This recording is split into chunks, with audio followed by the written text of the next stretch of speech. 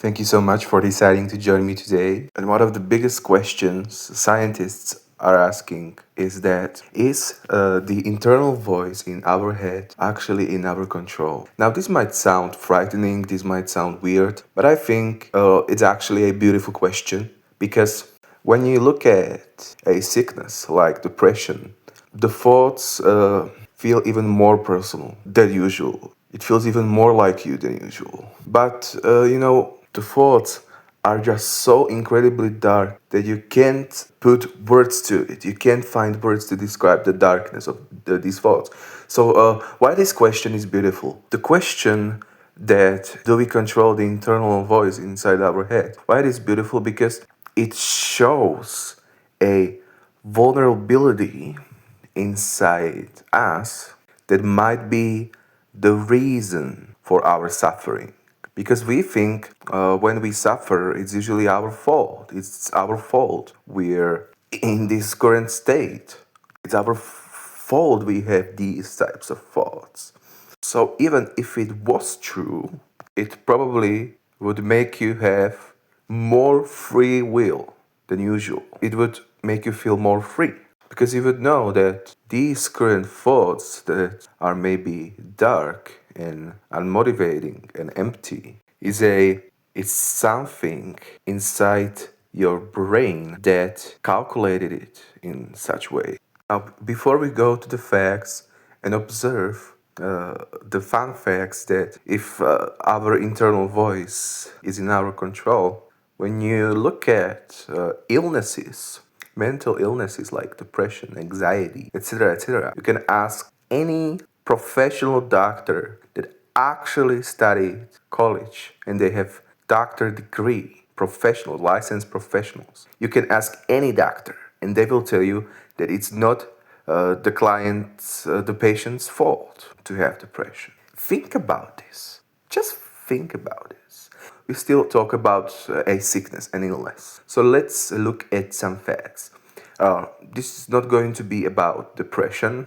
This is going to be, this is going to be a general outlook. This is not going to be focused just on depression. So let's deep dive. So, do we control the voice inside our heads? Fun fact number one: the heart controls the mind. Our heart actually sends more signals up to our brain than the other way around. When our pulse jumps, it instantly swaps out the type of thoughts you're allowed to have. When your heart jumps, you start to see the world differently, meaning you can have anxiety, you can start to browse events in your past or events in your future in a negative way. You can start thinking negatively, which is just crazy. Fact number two: gut feelings aren't a myth, they are real. Around 90% of our serotonin, which is the happy chemical if you didn't know, is made in our gut. If our stomach is irritated or inflamed, for example, your brain physically loses the ability to think positively, which is also crazy because there's a part called the insula cortex inside your brain. Sorry for those fancy words, that measures activity inside your body, and then it travels through the vagus nerve to the how is it called, to the insula cortex, alarms you about your body by your thoughts, feelings, emotions, happiness. But I made at least 200 videos about it, at least. But it's a different series. So, of course, like I said, when your blood sugar drops, it can trip into random anxiety. When you have too much carbon dioxide in your blood, meaning you don't have enough fresh oxygen in your blood, that can turn into emptiness, heaviness, dullness. Same, it also ties to movement, the change of environment, physical activity. Like that's just crazy. And of course, when you get sick, your immune system releases proteins that cross into your brain. They hijack your neural circuits in your brain, killing your motivation before you even feel physical symptoms of the illness. Just proteins change the internal voice. And also, the observations, and also scientists observed that your brain's language center finishes writing our thoughts about a quarter of a second before we hear them in our head. Like, it could mean many things, but it's just mind blowing. And of course, the famous brain experiment where the patients were suffering from insane epilepsy. They severed the cord that connects the left side of the brain with the right side of the brain, and the left side invented lies to explain that right side of the brain saw the left side saw the same thing that the right side.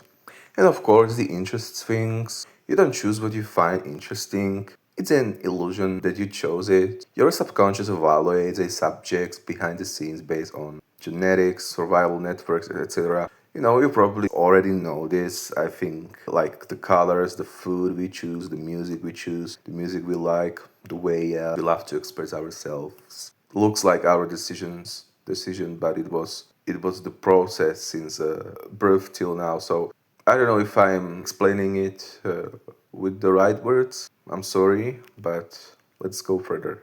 And of course, there's also the famous experiment where the brain scans show that your subconscious networks of the brain decide on a choice up to 7 seconds before your subconscious mind realizes it. But it's still just in the observation. Some neuroscientists do indeed think you can find it anywhere, that there are neuroscientists who think that the free will is an illusion, but like it was just an observation.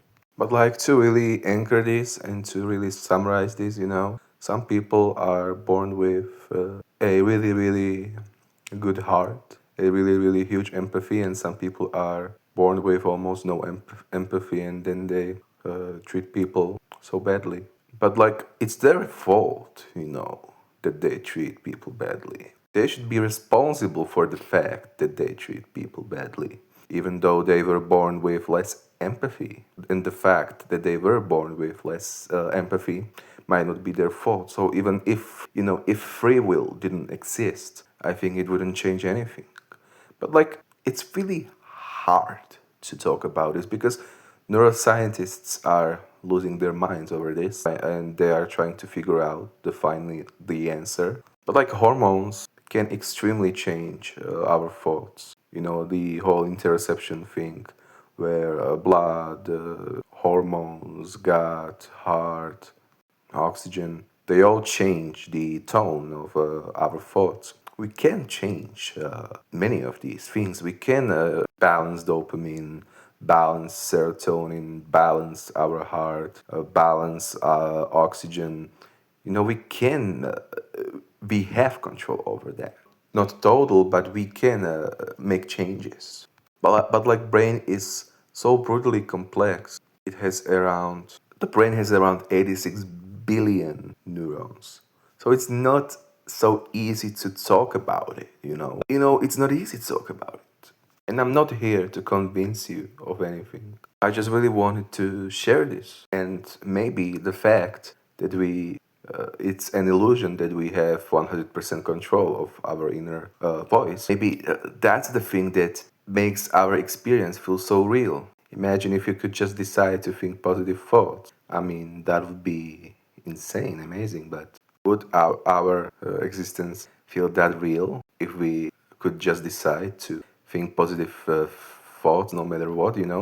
So I know this is controversial topic, but it's something that neuroscientists are actually talking about. So I'm just sharing, what's talked about by neuroscientists, and this is not a lecture. And many times where I feel just so low and empty, like this darkness and the events of my life are going to eat me alive. When I feel really off, I realize that, wait a minute, it's not actually my fault I'm feeling this way. Thank you, really, from the bottom of my heart, for your time here, for your precious time here. Feel absolutely free to hang out with me even more and explore any mind-bending things, but absolutely no pressure. Take care, especially take care, and I can't wait to catch you soon.